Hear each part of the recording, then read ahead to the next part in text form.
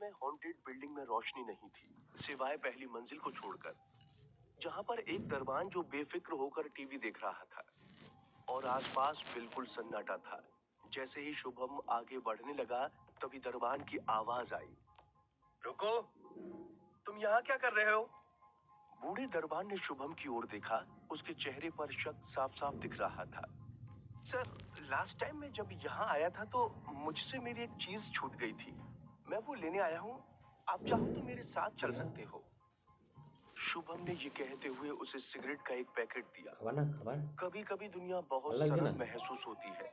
शुभम भी उस वक्त कुछ वैसा ही महसूस कर रहा था, क्योंकि उस दरबान ने आधे मिनट तक उसे और उसे उठाकर थोड़ी दूर रख दिया। चलो आगे बढ़ो। बाकी मैं तुम्हें बता दूं बेटे, अगर तुम बेसमेंट पर जाते हो और वहां से सीढ़ियां लेते हो तो वो बेहतर होगा, क्योंकि लिफ्ट केवल ऊपर जा सकती है, नीचे नहीं। इतना कहने के बाद उन्होंने अपना हाथ सीढ़ियों की तरफ करते हुए उसे नीचे चलने का इशारा कर दिया। शुभम तो वैसे भी सिर्फ बेसमेंट पर ही जा रहा था और ऊपर की बिल्डिंग का उसे कोई लेना देना नहीं था। लेकिन जब हम बेसमेंट में पहुंचे तो उसे एहसास हुआ कि जैसे वो सोच कर आया था कि वहां वैसा बिल्कुल नहीं था। पहले वाला नजारा अब मौजूद नहीं है। यहाँ तक कि रस्सी की बक्कल और खूनी दृश्य भी गायब हो गए हैं। शुभम दरबान से बोला, ये कैसे संभव है? कितने से साफ? कोयल ने तुरंत लेदर बैग जमीन से बोला, ये कैसे संभव है? कितने से साफ किया है? ये बोलते हुए उसने फर्श पर देखा। जमीन पर लगी धूल वो देख सकता था और ये स्पष्ट था कि वो धूल पुरानी है। काफी समय से धूल अंदर नहीं आई थी। दरअसल हॉन्टेड बिल्डिंग को लंबे समय से ऐसे ही छोड़ दिया गया है और इस बूढ़े दरबान को केवल रियायती वेतन मिलता है। दरअसल इस जगह पर कोई भी आता नहीं है, इसलिए मेंटेनेंस में खर्च करने का कुछ मतलब ही नहीं बनता। इसलिए बस एक गार्ड बिठा दिया गया है, बस। शुभम वहां इधर उधर ये सोचकर अपनी नजर दौड़ा रहा था कि शायद कुछ मिल जाए, और हुआ भी वैसा ही। कुछ कोने में पड़े एक कार्ड ने उसका ध्यान खींचा। उस पर छोटे छोटे शब्दों में एक पंक्ति लिखी थी, अगर आप सच जानना चाहते हैं तो 13वीं मंजिल पर आए। शुभम ने कुछ सोचा और फिर दिमाग में एक संदेह लिए वहां से चला गया। जब वो पहली मंजिल पर लौटा तो उसने पाया कि बूढ़ा दरबान उस पर टॉर्च जलाकर उसे घूर रहा था। क्या है सर? ये बोलकर जब वो धीरे धीरे दरवाजे की ओर बढ़ा तो उस दरबान ने राहत की सांस ली। तुम तो डरावने हो। वैसे मैंने सुना कि यहाँ कुछ गड़बड़ है, इसलिए मैंने तुरंत किसी को बुलाया है। उनके बगल में एक जवान सुरक्षा गार्ड खड़ा था, जो हॉन्टेड बिल्डिंग का कर्मचारी भी है। उस जवान गार्ड ने कहा, अरे भाई, तुम अंदर गए और तुम्हें कुछ नहीं हुआ? देखो, ये बिल्डिंग बहुत अजीब है। तुम अकेले और पहले इंसान थे जो आधी रात में इसमें दाखिल हुए।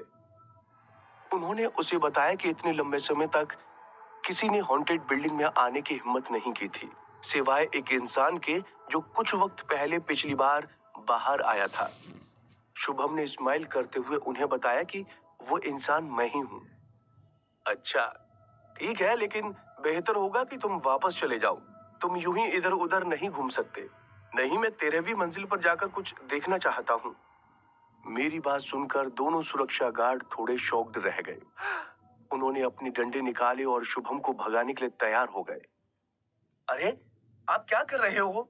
बस ऊपर जाना है और देखना है और वापस आ जाना है। वैसे भी आप ही देख रहे हैं कि लिफ्ट में बिजली है, जिसका मतलब है कि बिल्डिंग में इलेक्ट्रिसिटी सप्लाई में कोई समस्या नहीं है। डरने की कोई बात नहीं है। मैं यूं गया और यूं आया। शुभम ने उन्हें तो किसी तरह समझा दिया था, लेकिन अपने दिल को कैसे समझाता, जो जोर जोर से धक धक कर रहा था। क्योंकि उसे पता था, मुझे 13वीं मंजिल पर जाने के लिए कहा गया तो उसका कोई ना कोई उद्देश्य जरूर होगा। उसने गार्ड से कहा, देखिए, अगर मैं नहीं गया तो मुझे कुछ याद नहीं आएगा और मैं अपना सामान नहीं ले जा पाऊंगा। प्लीज बात को समझिए। बेटा, तुम्हें समझ नहीं आ रहा है। मैंने कहा ना कि तुम 13वीं मंजिल पर नहीं जा सकते। 13वीं मंजिल ही नहीं, लिफ्ट तुम्हें जरा भी ऊपर नहीं जाने देगी। बूढ़े दरबान ने स्पष्ट उत्तर दिया कि मुझे आगे बढ़ने देना उसके लिए असंभव था। सर, ऐसा करते हैं, मैं खुद अपनी मर्जी से अकेले ऊपर चला जाऊंगा। अगर कुछ भी होता है तो इससे आपको कोई लेना देना नहीं है। ये बोलते हुए शुभम ने अपनी जेब के सारे पैसे जो उसकी मेहनत की कमाई थी उनके हवाले कर दिए। ये देखकर शुभम इतना जिद्दी था, उनके पास आखिरकार उस जवान गार्ड को उसके साथ भेजने के अलावा कोई विकल्प नहीं था।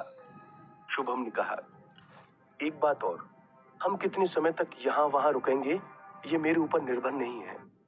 गार्ड ने तुरंत जवाब दिया, तुम्हें 15 मिनट के भीतर नीचे आना होगा।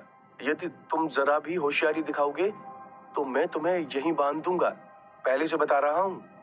शुभम ने कुछ जवाब नहीं दिया।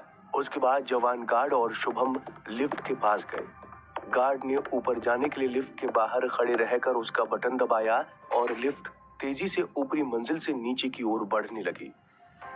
दरअसल जब ये सीन हुआ तो शुभम थोड़ा कंफ्यूज्ड हो गया था। जनरली अगर कोई लिफ्ट का उपयोग नहीं करता है तो लिफ्ट को पहली मंजिल पर रोके रहना चाहिए। और चूंकि यहाँ केवल 2 लोग हैं और शुभम के अलावा पहले भी कोई यहाँ नहीं आया है, इसलिए टॉप फ्लोर यानी 13वीं मंजिल पर लिफ्ट का पार्क रहना असंभव है। खैर, लिफ्ट आई, वो दोनों लिफ्ट के अंदर गए और लिफ्ट ऊपर चल दी। गार्ड ने कहा, 13वीं मंजिल जाना है ना? शुभम ने हाँ कहा, लेकिन जैसे ही गार्ड ने 13वीं मंजिल वाली लिफ्ट की बटन दबाई तो शुभम ने देखा कि कुछ गड़बड़ थी। उसने लिफ्ट के स्विच पर देखा कि लिफ्ट के फ्लोर बटन में 14वीं मंजिल के लिए बटन नहीं है। भाई, जरा बताओगे ये 14वीं मंजिल पर क्यों नहीं रुकती? शुभम ने उसकी ओर देखा और असमंजस में पूछा। लॉजिकली देखा जाए तो बिल्डिंग में सभी फ्लोर के लिए स्टॉप प्रोग्राम किए गए हैं, इसलिए 14th के लिए भी होना चाहिए, लेकिन 14वीं मंजिल के लिए वहां कोई बटन नहीं है, जो यही दिखाता है कि या तो बैकडोर वाली लिफ्ट है या यहाँ कुछ गड़बड़ है। गार्ड ने बड़े आराम से जवाब दिया, ज्यादा सवाल जवाब मत पूछो, इस बिल्डिंग के अंदर बहुत सारी चीजें हैं और जहां तक 14वीं मंजिल के बटन कमी की बात है तो तुम्हें उसके बारे में ज्यादा परेशान होने की जरूरत नहीं है। गार्ड की आंखें हमेशा ऊपर स्क्रीन की तरफ टिकी रहती थीं। वो कुछ ही देर में 13वीं मंजिल पर पहुंच गए। जैसे ही लिफ्ट का दरवाजा खुला उसने टॉर्च चालू कर दी। अच्छा, ये वाला फ्लोर है। देखो, मेरी एडवाइस है कि आप वहां ना जाएं, वहां लाइट नहीं है। युवा सुरक्षा गार्ड की आवाज स्पष्ट रूप से बदल गई। तो आप यहाँ रुक सकते हैं या चाहो तो आप नीचे जा सकते हैं, मैं खुद जाकर देख लूंगा। शुभम ने ये कहा और अपना बैग खोला। अंदर टॉर्च और मोमबत्तियां थीं। वैसे भी उसने मोमबत्तियां तो ऐसे ही रख ली थीं, उसके लिए टॉर्च और 5 मुखी रुद्राक्ष के जोड़े ही काफी हैं। वास्तव में आप लिफ्ट से बाहर निकलने के बाद पावरफुल नेगेटिव एनर्जी फील कर सकते हैं। यही कारण है कि सामने वाले ने उसे यहाँ तक ले जाना चाहा है। इसी एनर्जी ने यहाँ के तापमान को लगभग 0 डिग्री तक कम कर दिया है। शुभम खाली कमरे में जोर से चिल्लाया, तुम बाहर आ सकते हो? मैं आ गया हूँ। तुमने मुझे यहाँ बुलाने के लिए इतनी तकलीफ उठाई थी ना, लो मैं आ गया। वहां पर किसी और के होने की भनक तक नहीं थी। शुभम की बस आवाज गूंज रही थी। जाहिर तौर पर वो वहां अकेला था। उसके बाद शुभम ने दीवार पर मेन स्विच ढूंढने की कोशिश की और फिर लाइटिंग बटन दबाया, लेकिन लाइट नहीं जली। यहाँ का कनेक्शन कट कर दिया गया था। 13वीं मंजिल देखने में एक नॉर्मल ऑफिस से अलग नहीं है, सिवाय इसके कि इसे खाली करा लिया गया है। इसी समय उसने अपने पीछे कदमों की आहट देखी। हालांकि ये बहुत मामूली है, क्योंकि वो शुभम को जरा पहचानी पहचानी सी लगी। शुभम ने कुछ सोचा और फिर थोड़ी चालाकी दिखाई और वो एक कोने की तरफ धीरे धीरे बढ़ने लगा। और जब वो कोने पर पहुंचा तो अचानक नीचे बैठ गया। वो आदमी शायद चकमा खा गया और उसे खंबे के पीछे छिपना पड़ गया।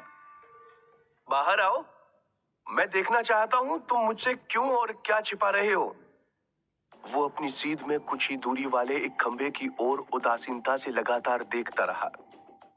उसे पूरा यकीन था कि वो आदमी उसी खंबे के पीछे था। काफी देर तक दोनों अपनी जिद पर अड़े रहे। ना तो वो बाहर निकलता और ना ही शुभम उसकी तरफ देखना बंद करता। ऑब्वियसली कुछ वक्त के बाद एक काली आकृति बाहर आई। मानना पड़ेगा मास्टर, शुभम के पास ऐसा दिमाग है जो आम लोगों के पास नहीं हो सकता। काले रंग के साए वाला वो आदमी धीरे धीरे शुभम के पास आया और तब शुभम ने उसे देखते ही पहचान लिया। वो कोई और नहीं, जगन जी थे। आप मरे नहीं हो? शुभम चौंक गया। शुभम को तो यही पता था कि ये आदमी बेसमेंट में ही मर गया था, तो वो फिर क्यों दिखाई दे रहा है, वो भी यहाँ?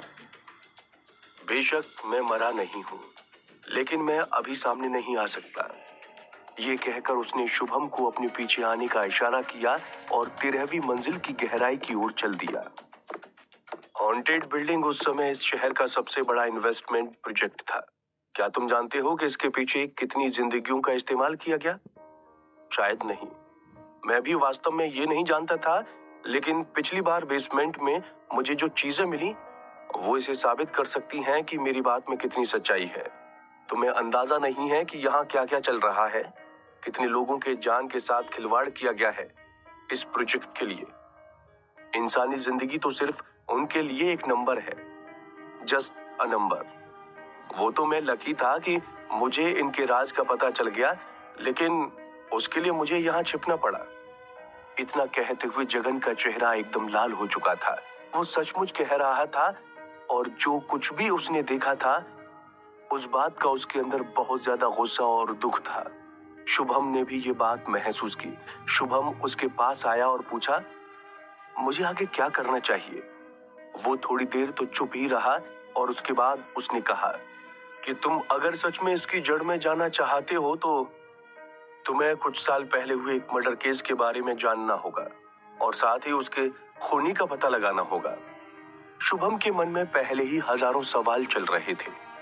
अब उसके दिमाग में एक और सवाल आ चुका था और वो ये कि अब उसे इस गुत्थी को सुलझाने के लिए कितने और राज जानने होंगे। आखिर किस मर्डर केस की बात जगन जी कर रहे थे? शुभम के इस केस का मर्डर केस से क्या कनेक्शन है? इन सब सवालों का जवाब मिलेगा इस कहानी की अगली कड़ी में। तब तक के लिए सुनते रहिए पॉकेट एफएम।